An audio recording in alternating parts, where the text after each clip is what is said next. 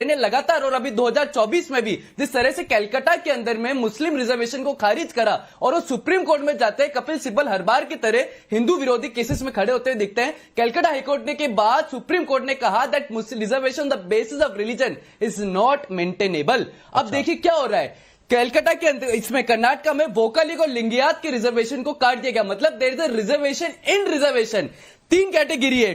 2A के अंदर में 103 कास्ट से जो रिजर्वेशन ले रही है, जिसमें से 19 मुस्लिम ग्रुप है, उनको 15% रिजर्वेशन मिल रहा है। कैटेगरी 1 के अंदर में 94 कास्ट से जो रिजर्वेशन ले रही है, 17 मुस्लिम है, उनको 4% रिजर्वेशन वहां मिल रहा है। मतलब कैटेगरी 1 में रिजर्वेशन ले रहे हैं, 2A के अंदर रिजर्वेशन ले रहे हैं, और 2B कैटेगरी ला दी जिसमें 4% मुस्लिम रिजर्वेशन को ही मिलेगा। अच्छा। एक केस आया था RC Poudyal versus Union of India, page 378 में उसमें लिखा था we are conscious that separate electorate for religious denomination would be obnoxious to the fundamental principle of our secular constitution.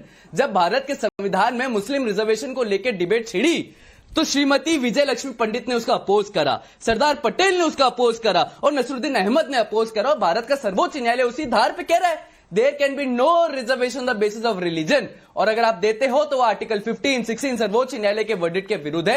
मुझे लगता है साफ तौर से मुस्लिम अपीजमेंट पॉलिटिक्स है। इफ्तियार पार्टी में व्यस्त, संविधान की खाली प्रतिलिपियां और बदलने की बात करने वाले लोग आज इतने मुस्लिम के वरुण जी बहुत शॉर्ट में जवाब दीजिए, फिर आ रहा हूं मैं। संविधान कहता है हाँ, फिर समाजवादी पार्टी। हाँ, अच्छी बात है, नए लोग आ रहे हैं, पढ़ लिख करके आ रहे हैं, सुप्रीम कोर्ट के जजमेंट्स भी पढ़ रहे हैं, अच्छी बात। मैं ये कह रहा हूँ नहीं, मैं पुराना यू वरुण जी और आपके साथ पहले भी बैठ चुका हूँ, आप डिबेट करिए। मैं उसके लिए नहीं कह रहा, आप अच्छी डिबेट करते हो, यंग हो, मेरे से बहुत पुराने नहीं हो, मेरी उम्र पे मत जाओ आप। आपकी उम्र अभी छोटी है। आप डिबेट की बात करिए, टाइम आपके पास नहीं है। आपको प्रेस कर रहा हूँ, टीवी पर कोई करता नहीं है।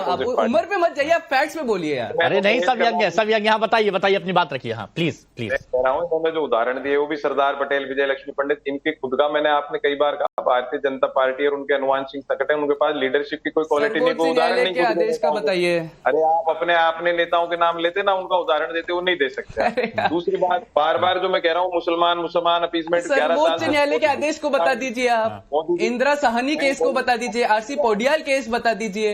मैं आपको प्रेज कर रहा था। आंध्र प्रदेश हाईकोर्ट ने अभी खारिज किया 5% रिजर्वेशन जो मिल रहा था ओबीसी कोटे में, तुष्टिकरण वाली बात उस पर क्लियर कर रहे हैं, उस पर क्लियर कर रहे हैं वरुण जी। हाँ, ये भी सीखो, अच्छी बात है, सीखना। मैं कह रहा हूँ मुस्लिम अपीजमेंट की जो बात कर रहे हैं, 10-11 साल से मोदी सेंट्रिक सरकार है ना, उसने क्या किया हिंदुओं के लिए? इनसे ये पूछ लो हिंदुओं का क्या करा। इकोनॉमिकली अगर बैकवर्ड हुआ हिंदू हुआ, नोटबंदी करने से सब तरह से बिजनेस गया हिंदुओं का, बेरोजगार हुए हिंदुओं के बच्चे। अगर इनमें हिंदू चैंपियन बनने की इतनी इच्छा थी तो हिंदुओं के लिए कुछ कर दिखाते, कुछ कर नहीं दिखाए। और आप सबसे बड़ी बात अभी जिस शुरुआत में जो गिरिराज प्रसाद सिंह जी का दिखा रहे थे, आप कह रहे थे राहुल गांधी का आपके चल रहा है पूरे देश को इस्लामीकरण करते, वो तो पूरे देश को नॉनवेज करने की तैयारी में, मीट एम्बेसडर, मीट के लिए कितनी उन्होंने टीवी के ऊपर आकर। तो कपिल जी क्या लग रहा है आपको बातों से, क्या वाकई ये मुस्लिम तुष्टिकरण वाली बात यहां पर की जा रही है? क्योंकि देखिए अजहरी साहब कह रहे थे कि बीजेपी सिर्फ हिंदुओं की बात करती है, वरुण पुरोहित जी कह रहे हैं कि हिंदुओं को भी सरकार ने कुछ नहीं दिया है, अब वो कह रहे हैं कि यहां पर ये सिर्फ मुसलमानों की बात करते हैं और कोई बात ही नहीं की जा रही है। हिमांशु जी, सबसे पहले पकड़ा दिए कि अगर कोई वीकर सेक्शन के अंदर किसी भी धर्म और जाति के अंदर लोग हैं तो उनको अपलिफ्टमेंट करना सरकार का काम होता है और होना चाहिए। ये मानवीय दृष्टिकोण में भी चीजें जो है ऊपर रखी जानी चाहिए।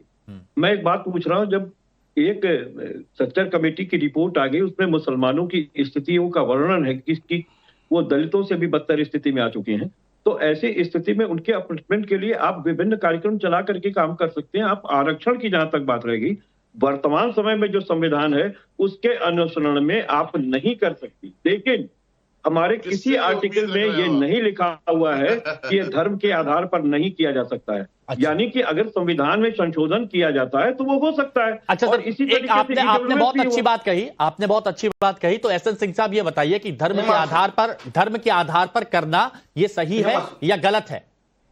जो मैंने सवाल सबसे पहले वरुण जी से पूछा था, एसएन सिंह साहब आपसे पूछ रहा हूं, धर्म के आधार पर करना आरक्षण सही है या गलत है? हिमांशु जी, जब नहीं, देखिए काल परिस्थिति बस, तो कांग्रेस ने कहा ही कि जब जब मौका मिलेगा हम कर देंगे, लेकिन हम तो बाबा साहब के संविधान के साथ खड़े हैं। भारतीय जनता पार्टी संपूर्ण भारत बाबा साहब के संविधान के साथ खड़ी है, लेकिन बाबा साहब के संविधान के विपरीत जाकर जब समाजवादी पार्टी की सरकार आती है तो 60% प्राइवेट नौकरियों में रिजर्वेशन देने का घोषणा कर देते हैं मुलायम सिंह यादव। तो धर्म विरोधी, संविधान विरोधी कार्य तो ये लोग करते हैं। और दूसरी बात मैं कहूंगा, कर्नाटक में ओबीसी के विकास की जो फंड जाता है उसको कन्वर्ट करके अल्पसंख्यक को दे देने का कार्य करते हैं कर्नाटक में, तमिलनाडु में और पश्चिम बंगाल में। जो ओबीसी और एससी समाज के लोग होते हैं उनके आरक्षण को लेकर तीसरे जगह देने का कार्य। मुझे लगता है कि शुरू से लेकर लास्ट तक संविधान में जब भी मैं आपसे ये पूछ रहा हूँ कि डी.के. शिव कुमार को खुश करने के लिए हुआ। डी.के. शिव कुमार, कर्नाटक में कांग्रेस ने धर्म के नाम पर आरक्षण देकर क्या बहुत गलत किया है? मैं बस इतना आपसे पूछ रहा हूं। अरे आप बताइए, 100%, 4000%, 10,000% धर्म के आधारित आरक्षण की व्यवस्था आप कैसे कर सकते हैं? आरक्षण की व्यवस्था अगर संवैधानिक व्यवस्था है, वो कांग्रेस की व्यवस्था तो है नहीं। बहुत अच्छी बात आपने कही। तो अपने पार्टी सर एक बात बताइए, सिंह साहब, तो देखिए सवाल के बाद जवाब, फिर सवाल, फिर जवाब, फिर सवाल, फिर जवाब, वो अच्छा लगता है। सिंह साहब, आपने कहा 100% बिल्कुल गलत किया। मैं 2024 मई की बात कर रहा हूं, जब आंध्र प्रदेश में चंद्रबाबू नायडू साहब कहते हैं कि हम मुसलमानों के लिए 4% आरक्षण बनाए रखेंगे। वो क्या था? बोलो बोलो बोलो, एसएन भाई बोलो। हिमांशु जी, हमारे बहुत सारे सहयोगी कहते थे कि 370 पे हम भारतीय जनता पार्टी के साथ नहीं है, तो क्या हमने अपना मत बदल दिया क्या? हमारे बहुत सारे सहयोगी कहते थे नहीं, तो नायडू साहब, अच्छा मेरे को एक बात बताइए सर, प्लीज एसएन सिंह साहब, प्लीज एसएन सिंह साहब मेरे को ये बताइए, एसएन सिंह साहब ये बताइए, जो संविधान में नहीं है। एसएन सिंह साहब मेरे को ये बात बताइए, मान लीजिए ये तराजू है, ठीक है ना? अब बीच में जहां पर वो कुंदा लगा हुआ है वहां पर बीजेपी है। अब एक तरफ डी.के. शिव कुमार 4%, दूसरी तरफ चंद्रबाबू नायडू 4%, मुस्लिम आरक्षण, तो बताइए कौन गलत कौन सही? नहीं हिमांशु जी, इस समय कांग्रेस ही गलत है, इस समय समाजवादी पार्टी गलत है। क्योंकि अगर कोई कहता है, कोई करके दिखाए, सब लोगों ने देखा। आप 10 सेकंड दीजिएगा और मैं एक-एक करके बताऊंगा। जब देश का बंटवारा होता है उस समय जितने हिंदू यहाँ के ब्राह्मण होते हैं, उनकी सारी संपत्ति किसकी हो जाती है?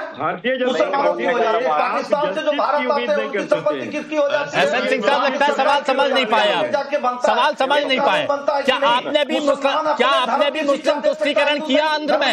क्या मुस्लिम तुष्टीकरण आप लोगों ने भी किया? देखिए, हम भारत तुष्टीकरण करते हैं, भारत का संतुष्टीकरण करते हैं, हम भारत का विकास करते हैं, हम चुनौती देते हैं, चुनौती देकर कहते हैं कि बताइए। अब एक सुनिए ना, अब एक बयान और सुनिए। देखिए सबसे सवाल होंगे। अजहरी साहब एक बात बताइएगा, ये कौसर हयात खान कहते हैं कि बरसाती मेंढक की तरह ये लोग निकल आते हैं, जब मोदी योगी जाएंगे तो फिर इनका क्या होगा? अजदुद्दीन ओवैसी ने भी कुछ पहले कहा था, ये क्या है? ये वैसे ही है जैसे आपके यहाँ भारतीय जनता पार्टी में नितेश राणे हैं, भारतीय जनता पार्टी में गिरिराज सिंह है, हाँ। भारतीय जनता पार्टी में टी राजा। तो ये मतलब उधर से धमकी दी जाती है तो इधर से भी धमकी दी जाती है, ये है? ये नहीं, दोनों तरफ से धमकियां दी जा रही हैं। जुमलेबाज लोग हैं जो देश के माहौल को खराब करना चाहते हैं। इधर भी है उधर भी है। तो ये सवाल इसीलिए मैंने इस्लामिक स्कॉलर से पूछा है क्योंकि मौलाना है कौसर हयात खान, वो कह रहे हैं मोदी योगी की हुकूमत आने के बाद ये सब हो रहा है और वो चले जाएंगे तो कौन क्या होगा? तो दोनों तरफ होता है, मतलब इधर गिरिराज सिंह है तो इधर मौलाना कौसर हयात खान है, इधर चंद्रबाबू नायडू है तो इधर डी.के. शिव कुमार है। जनता समझिए। बहुत बहुत शुक्रिया।